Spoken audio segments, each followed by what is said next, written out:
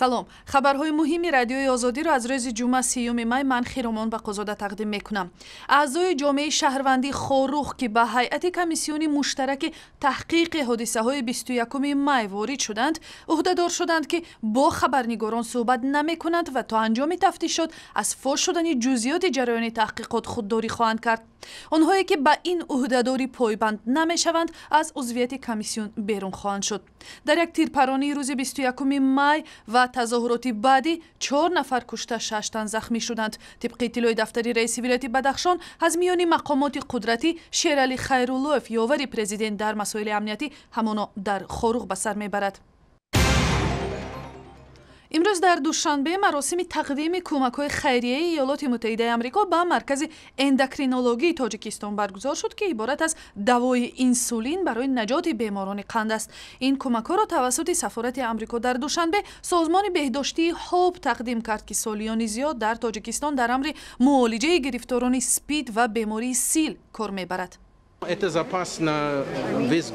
бар пояи омори мо ин миқдори инсулин барои 1 сол ба беморони Тоҷикистон кифоят мекунад. хушбахтона барои Тоҷикистон донор ҳам пайдо шуд. маблағи умумии маводи доруворӣ тақдим шуда $29 миллион ташкил медиҳад.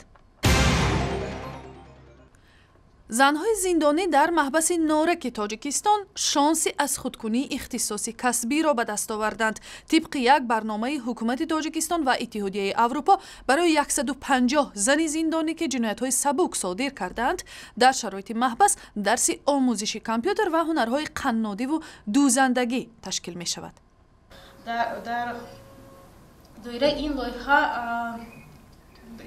16 курси касбӣ барои занон дар муассисаи ислоҳии шаҳри нора гузаронда мешавад. ин барнома бо ҳадафи ба ҳаёти иҷтимоӣ мутобиқ кардани ҷинояткорон ва ҷилавгирӣ аз бозгашти дубораи онҳо ба зиндон роҳандозӣ шудааст. бо гузашти 3 сол аз фош шудани ҳодисаи табдил шудани духтарчаҳои тоҷику рус дар таваллудхонаи шаҳри Копейски, Русия, равобити миёни хонаводаи Неъмат Искандарова ва Ирина Андрушак хеле маданӣ ва айни замон начандон ҳамвор боқӣ мемонад.